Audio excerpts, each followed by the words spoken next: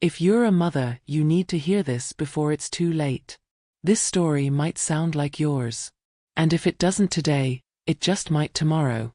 Because every woman who is a mother eventually finds herself standing before a cracked mirror torn between love and ingratitude. I know it's a heavy way to begin. But you need to stay until the end. Because what you're about to hear might completely change the course of your story or save you from repeating mine. You never did anything for me. That's what I heard on the day my son celebrated another year of life. Years that had been built by me with sacrifice, with sleepless nights, with bills paid by me, businesses started by me, tough choices made always with him in mind. And yet, he said I never did a thing. If you're a mother, you know exactly what I'm talking about. You know what it's like to do everything and still be told it wasn't enough. To give your body, your time, your entire life only to be met with judgment, criticism, and demands from the one you loved the most. And the worst part? You hear it as if it were normal, as if you were somehow guilty for not being even more perfect, more available, more self-erased. But in this story something happened. Something you may never have had the courage to do. Something you might need to hear in order to finally set yourself free. Because on that birthday, after that cruel sentence, I didn't cry. I didn't scream. I simply stood up and made a decision. The next morning, I disappeared. And I took everything with me. Yes, everything. The company's control, the bank accounts, the house deed, my peace, my strength, my name, everything he thought belonged to him, everything that only existed because I built it with my own hands. It wasn't revenge. It was freedom. It was emotional justice. It was a new beginning. This story is about that moment. The exact second when a mother's love stops being servitude and becomes a conscious choice. The moment resentment turns into strength, pain becomes action, and 42 years of silence burst into a confession you need to hear before you're the one who disappears, but from the inside. You're about to meet Susan. But maybe in some way you already are her. A woman who endured everything in the name of motherhood. Who believed that self-erasure was love. Who confused devotion with submission. But who, at 67, finally realized that love that never comes back is a warning. Have you ever felt emotionally drained by your own children? Do they only come around when they need something? Have you ever been afraid to set boundaries, afraid of being called selfish, cold, or even ungrateful? Then stay. Because what you're about to discover might give you the courage you've been missing to change everything. And if you're a son or daughter, listen too. Because there still might be time. Time to realize just how much your mother stayed silent so you wouldn't be hurt. How much she gave so you could keep going. There may still be time to say thank you before her silence becomes final. We're going to talk about legacy, but not just the financial kind. We're going to talk about the emotional inheritance a mother leaves behind when she finally chooses to be free. We're going to talk about silent injustices, manipulated relationships, and false narratives kept alive by convenience. We'll talk about forgiveness, but also about consequences. This story will hold your attention not because of drama, but because it's real. As real as the pain of loving and not being seen. As real as the relief of choosing your own sanity even if it's late. As real as the self-love that's born when everything else seems lost. So before anything else, I ask you, don't skip this video. Don't click away. Don't save it for later. You might be one paragraph away from hearing the exact words your heart needs. One click away from finally understanding what to do with everything you feel. One play away from rewriting your story or saving someone else who's living this right now. Because in this story, the one who disappears doesn't vanish. The one who disappears finally finds herself. Susan was never one to shout. She never had to. She had learned far too early that some truths are more devastating when spoken in a calm voice. But that day, when Benjamin spat out those cruel words at his birthday dinner, "You never did anything for me," something inside her cracked. It wasn't the pain of hearing those words, it was the silence that followed. A thick, loaded silence that screamed, "That's enough." After 42 years of trying to be everything, She finally understood she didn't have to be anything at all, not to someone who couldn't see the value in who she'd already been. She remembered the days she barely slept so she could pack his lunch. The encouragement notes she used to tuck inside his school notebooks. The nights she spent sewing Halloween costumes when he still believed in magic. And now there he was, a grown man, dressed in pride with no memory, no gratitude. The blow wasn't the phrase itself. It was what it symbolized: a complete absence of recognition.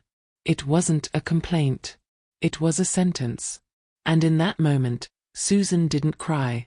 For the first time, she felt anger, a quiet kind of anger, born not from hatred, but from years of disappointment.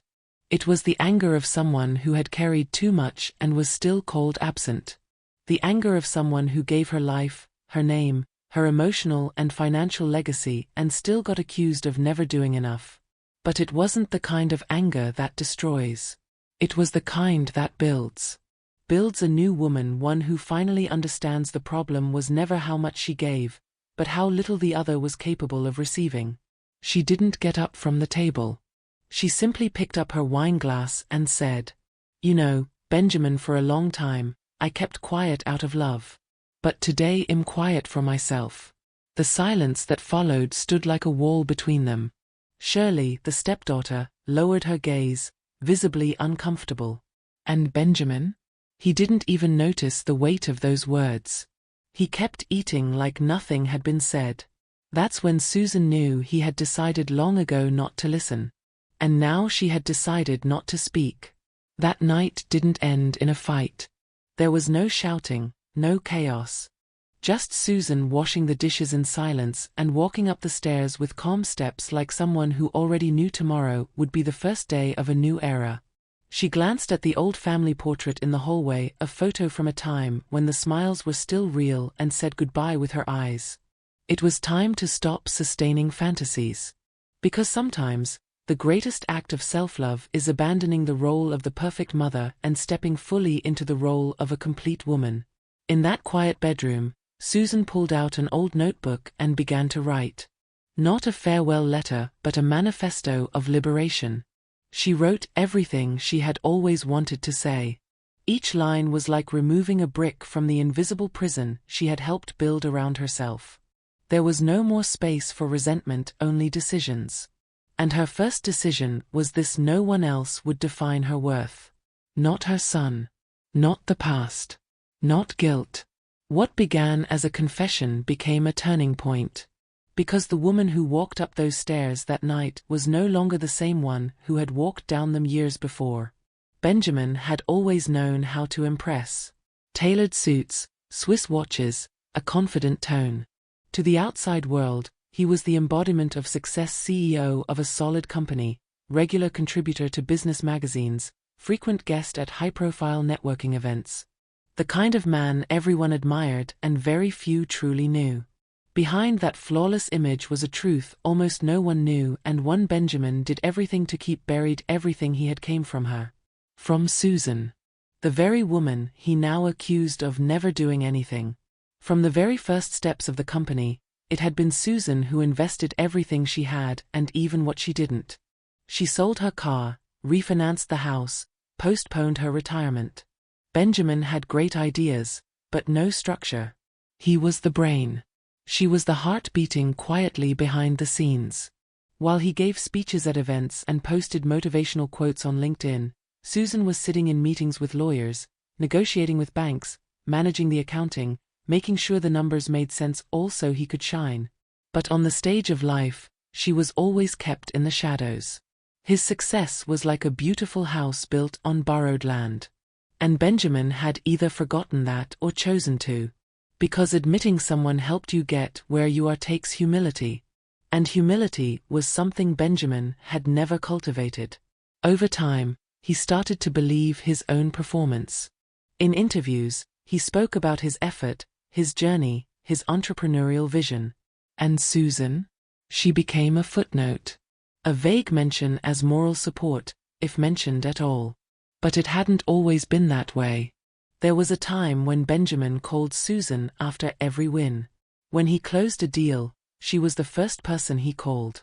When he doubted himself, She was the one who reminded him he could do it. That phase ended the day pride took the place of gratitude. He rose, and with his rise came arrogance. He began to treat Susan like an outdated part of a system he thought he fully controlled. And the most painful part? He started acting like she was an inconvenience. The world saw a successful businessman, but Susan saw a little boy who never learned to do the math without her. She saw a man who only stood tall because someone else held him up emotionally and financially behind the curtain. And she knew the mask of success might fool the world. But it couldn't fool the one who had seen the backstage. The one who had held the wheel while he slept in the passenger seat. And the time was coming, the time for Benjamin to learn what it means to walk on his own legs. And what it means to fall without a safety net. Shirley never called Susan Mom. But she treated her like one. Ever since she entered Susan's life at 14, coming from a broken home with fear tucked behind her eyes, Shirley had shown something rare: consideration. She never demanded space. Never forced affection. But over time, life quietly wove a bond between them, one that needed no labels. Susan used to say Shirley's love was like a warm cup of tea on a rainy day, subtle, but essential.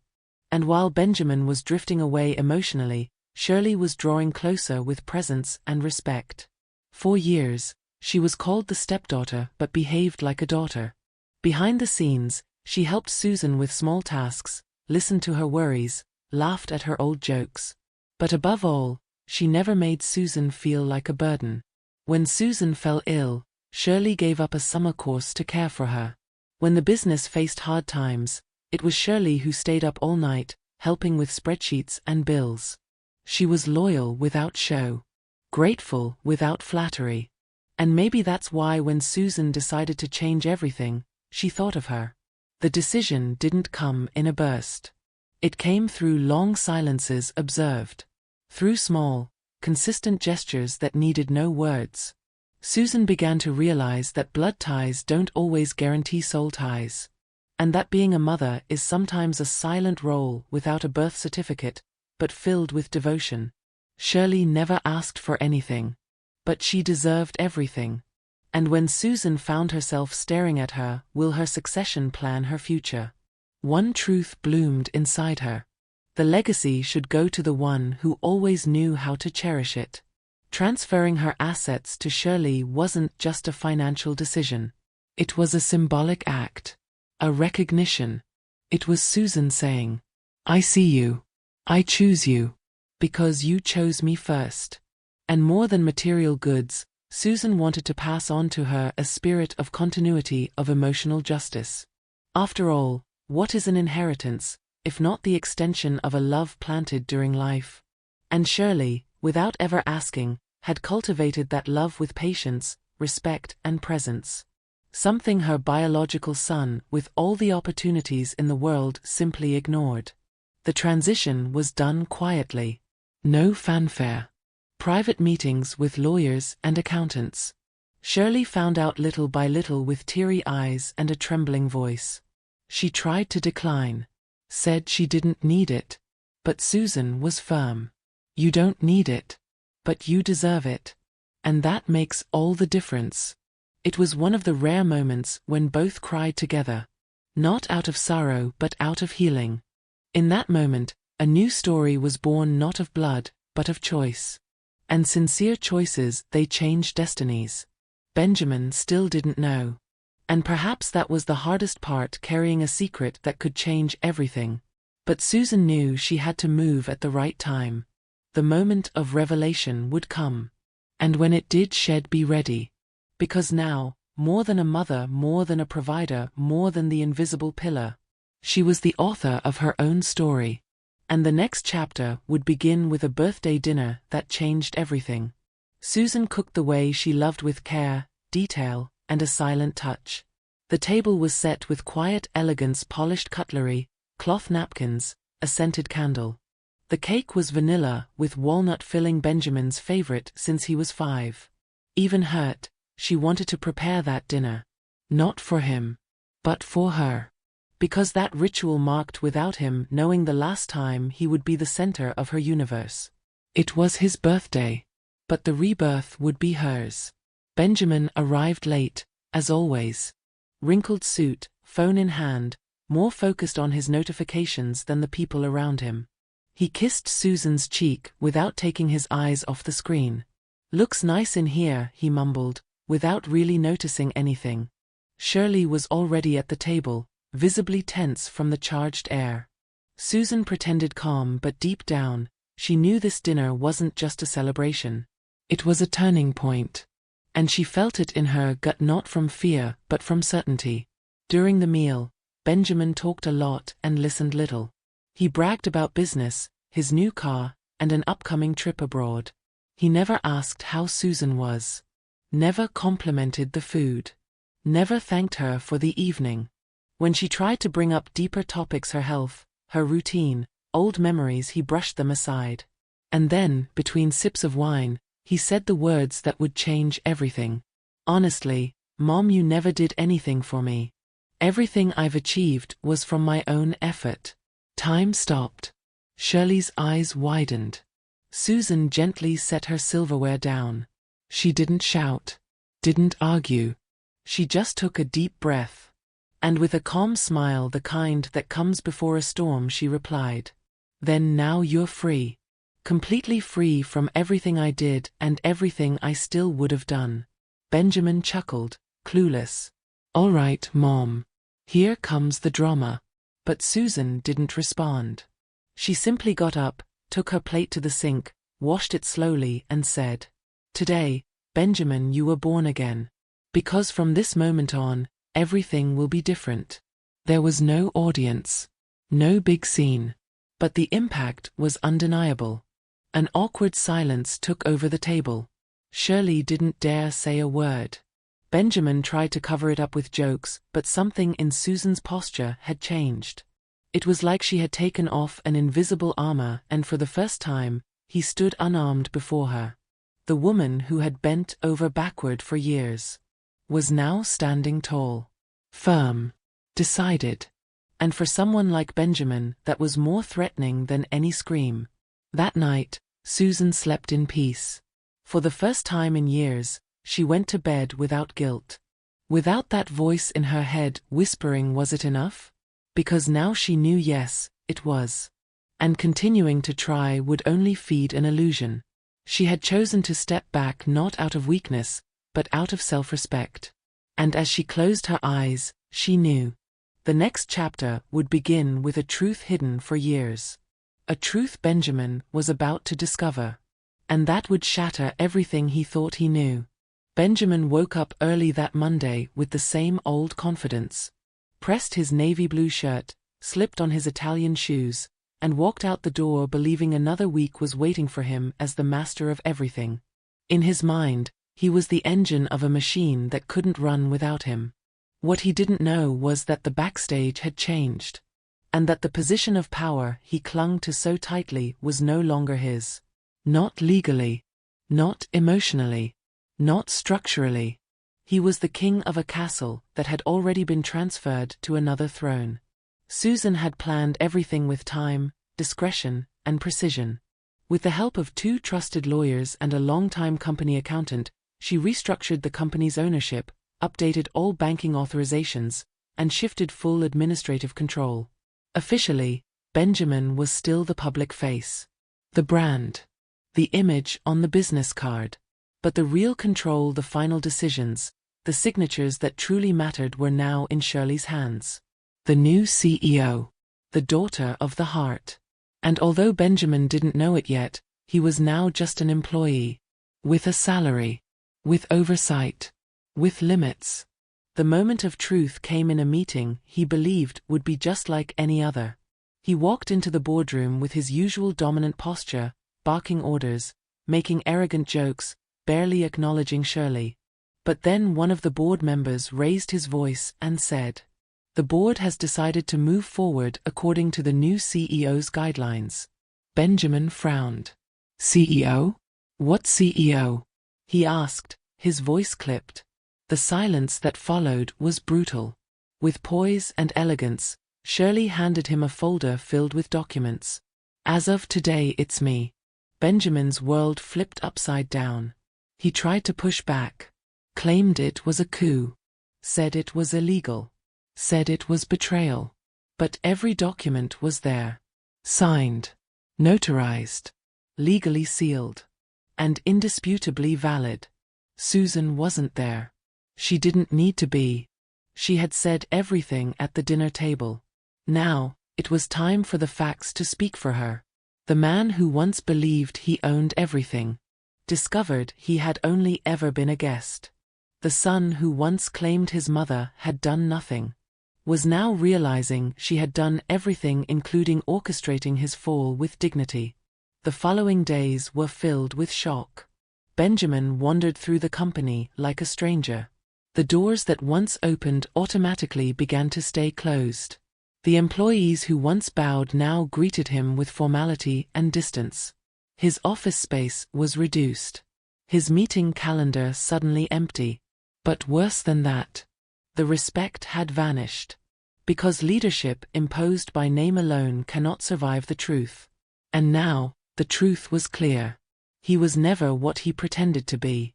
He had been lifted by a structure he never acknowledged. And that structure was no longer there. At home, Susan followed everything with serenity. She didn't celebrate. She didn't gloat. She simply felt a deep, quiet relief. For the first time, everything was finally in its rightful place. Emotional justice had been served without violence, without scandal. Only with truth and courage. And while Benjamin sank into resentment and disbelief, Susan was preparing for the next step. The great turning point wasn't over. Because now it was time to give her life a new direction. And that direction would begin with one word: freedom, including financial freedom. Susan never liked to show off. While Benjamin spent on luxury watches and imported wine dinners, she preferred the silence of a porch and a hot cup of mint tea. But don't be mistaken, she always knew how to handle numbers. She knew exactly how much was coming in, how much was going out, and where every cent needed to go. For years, she had acted as the quiet guardian of the family's wealth, far from the spotlight, but with absolute competence. And it was exactly that discretion that allowed the transformation now taking shape. A revolution, emotional and financial. Before taking any action, Susan worked on her mind.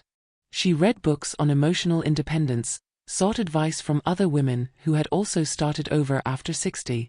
She drew inspiration from authors like Brené Brown and Elizabeth Gilbert. She started therapy. She began journaling. And most importantly, she stopped trying to convince herself that there was still time to fix Benjamin. That was a kind of grief. The grief of a broken expectation. And with it came something else: freedom. The freedom to make plans without guilt. For the first time, her dreams involved no one but herself. Her financial life mirrored this awakening. Susan reorganized her retirement plan, set aside funds for a new home, and moved part of her capital into safe, independent investments far from Benjamin's reach. She sold shares that were in his name, cutting ties that once felt impossible to break. She opened new accounts, with her own cards, independent consultants, and passwords only she knew. What used to be shared control became total autonomy. And that autonomy felt like breathing after years spent underwater. Around that same time, I started looking at homes in other cities. I was tired of walking past the same walls filled with memories, tired of rooms echoing with ghosts I could no longer carry. I needed a new zip code, a new sky, a different kind of silence. That's when I found Asheville, a charming little town in the mountains, hugged by forests and kissed by a gentle breeze.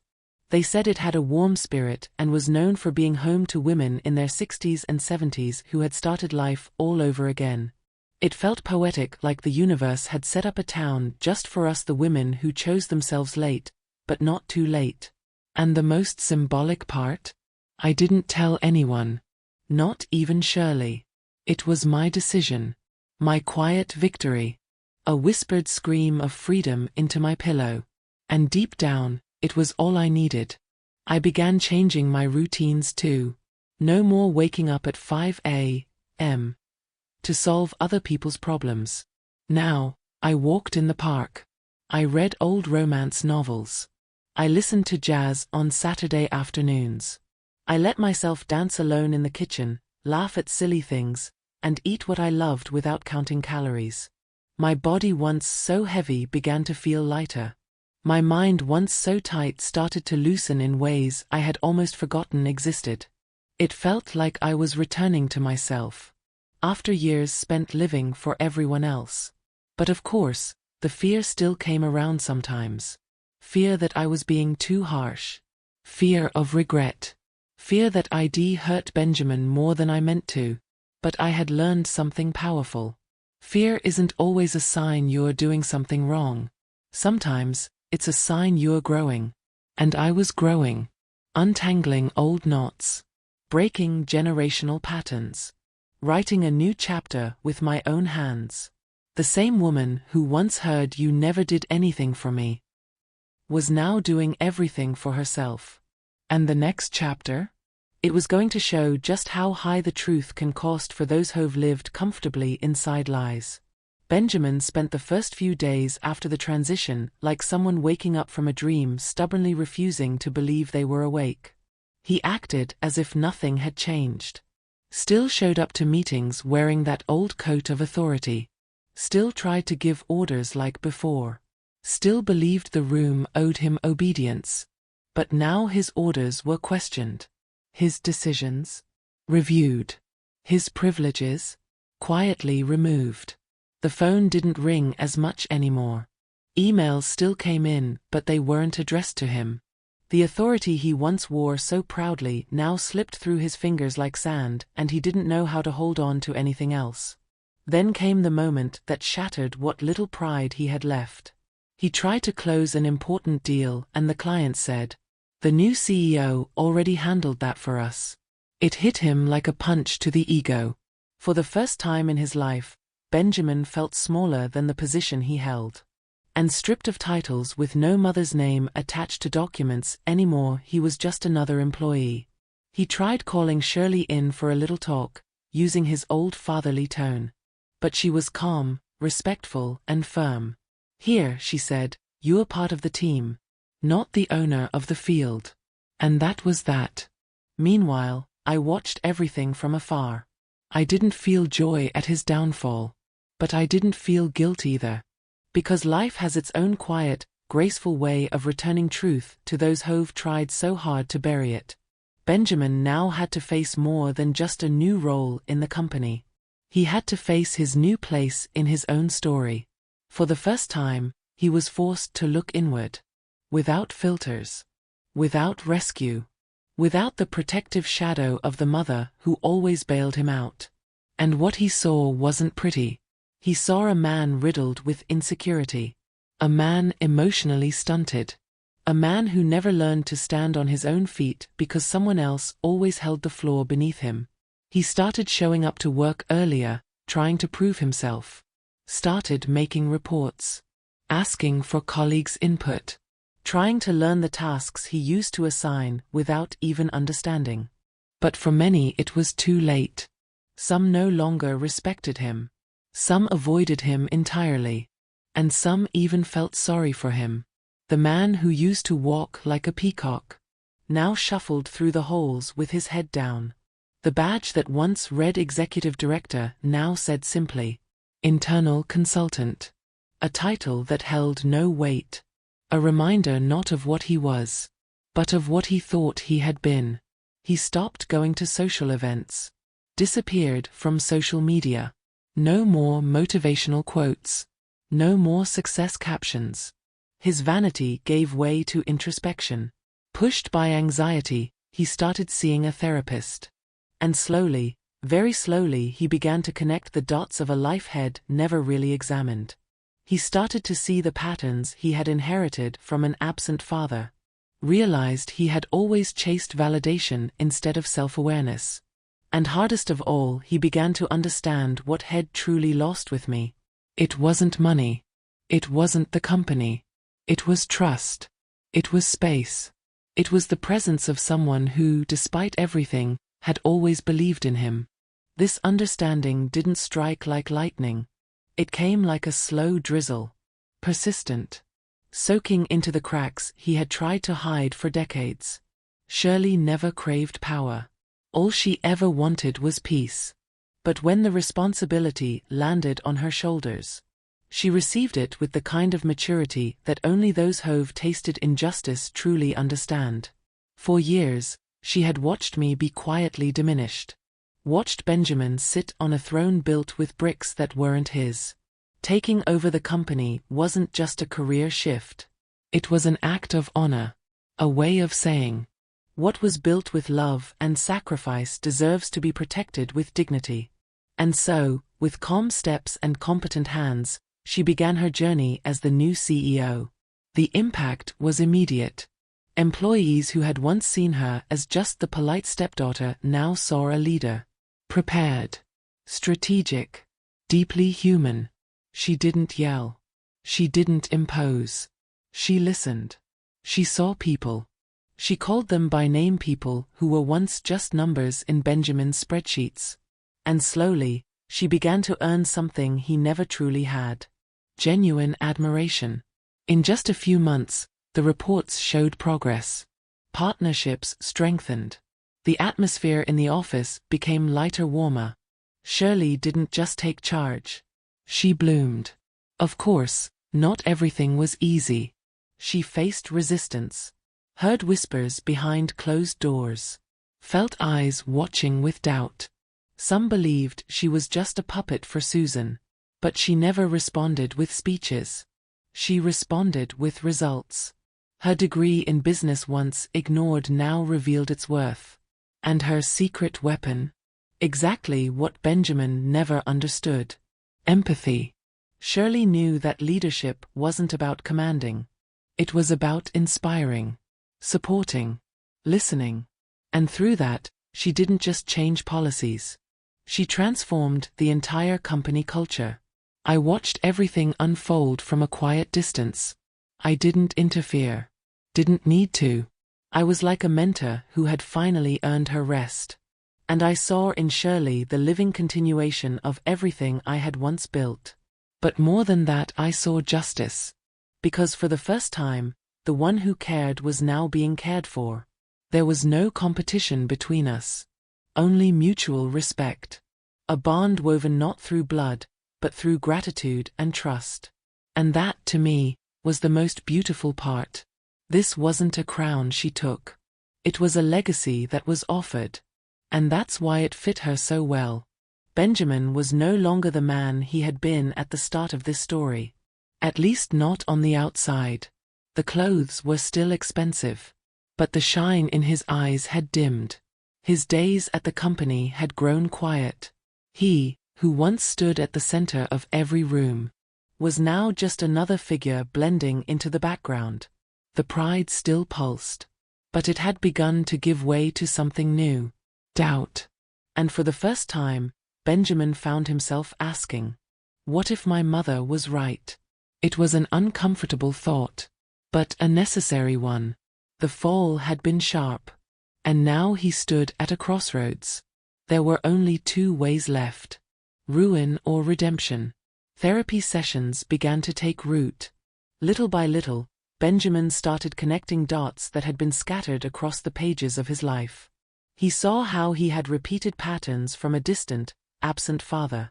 How he had chased validation when he should have been chasing awareness. How much he had confused power with worth and authority with love. And the hardest realization of all. He finally saw what he had truly lost with me. It wasn't the money. It wasn't the business. It was trust. The emotional space. The silent loyalty of a mother who had believed in him even when no one else did. That realization didn't hit like thunder. It came like a quiet, persistent rain. Dripping through the cracks of a man who had spent years building walls instead of bridges. He tried calling me. Once. Twice. 3 times. I didn't answer.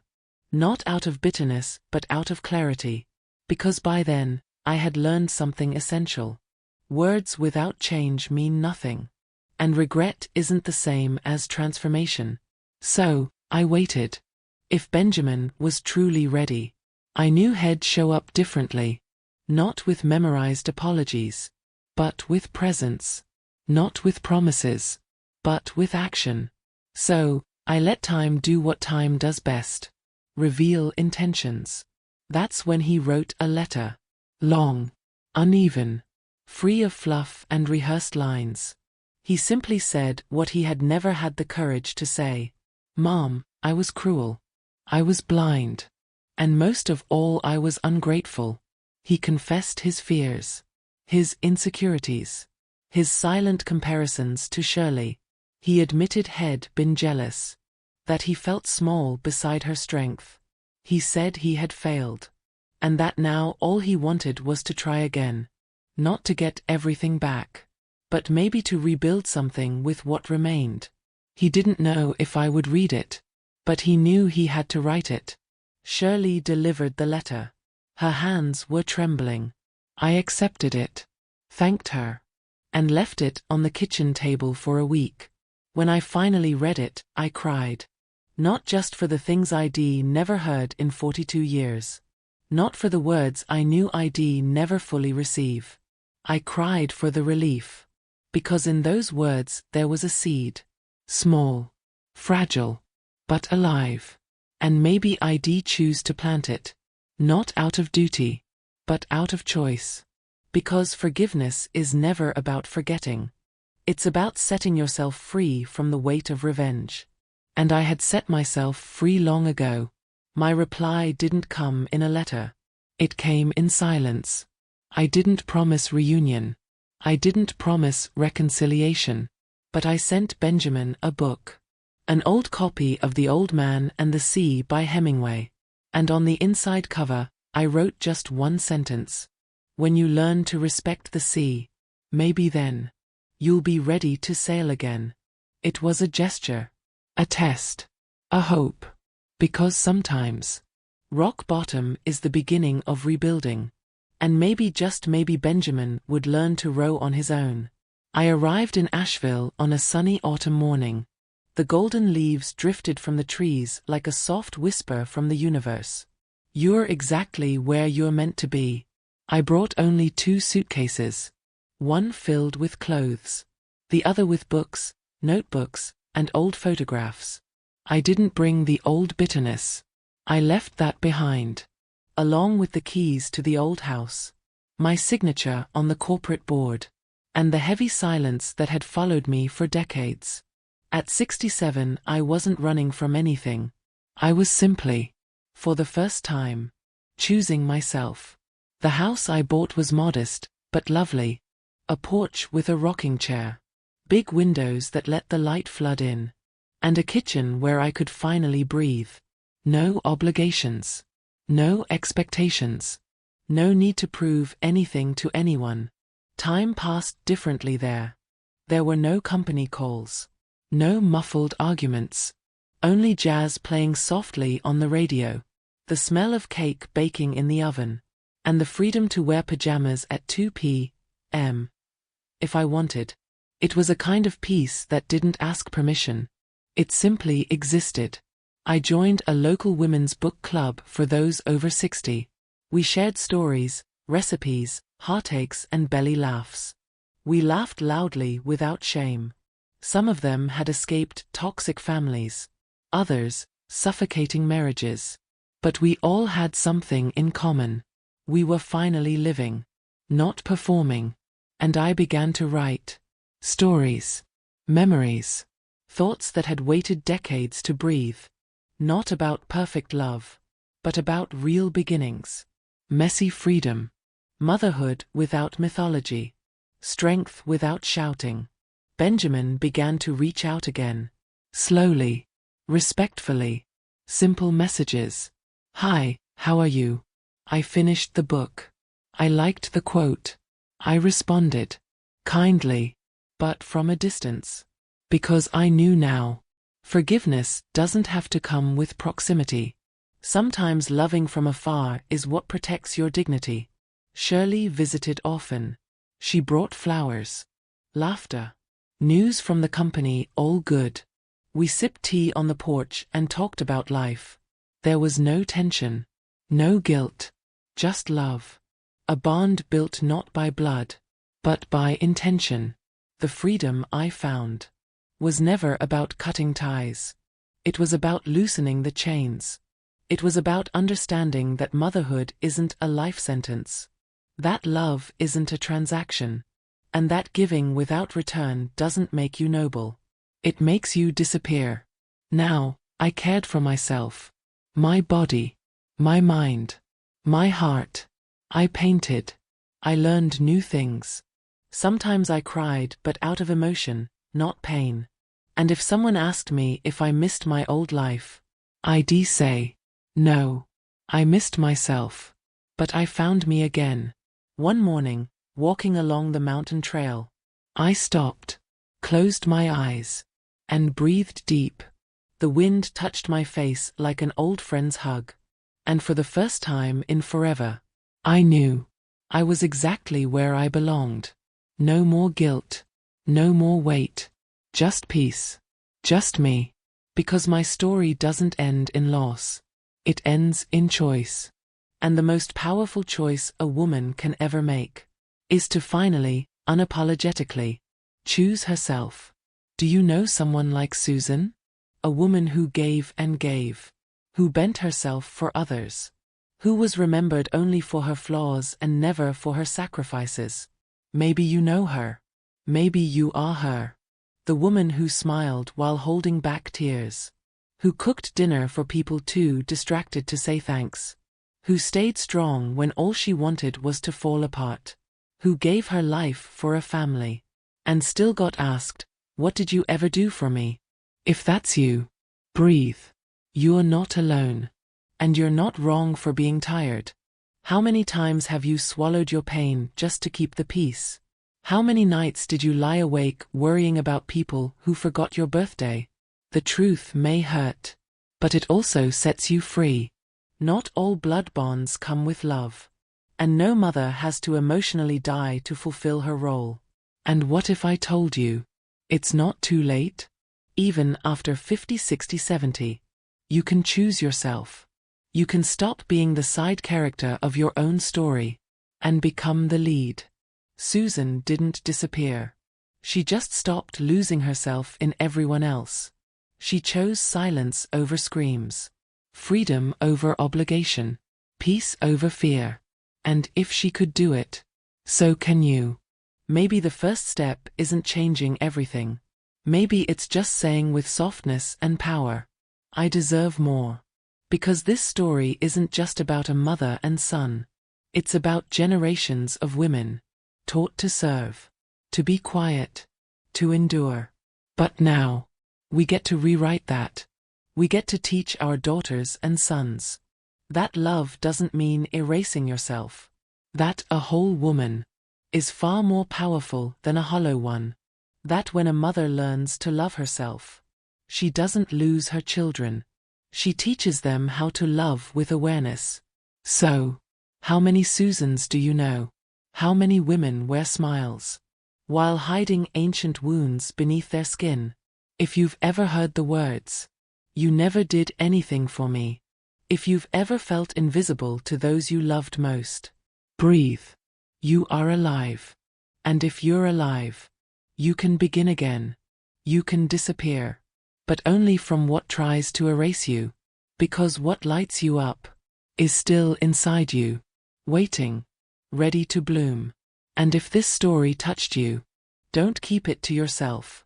Send it to a mother, to a sister, to that friend who always says I'm fine, when her eyes say otherwise. Stories like this need to travel, because every awakened woman inspires another, and healing that starts with one can transform generations. So comment below. Tell us what you felt. What part healed you? What part hurt? Where you're watching from? What your letter would say, if you had the courage to write it. We'll read it. We'll hear you. Because this channel is yours. And if you haven't subscribed yet, now's the time. Because here, every story is a mirror. Every ending is a beginning. And every whisper is a spark of strength. So if this one touched your heart, Just wait until you hear the next one. There are many Susans out there. And who knows? Maybe the next story is yours.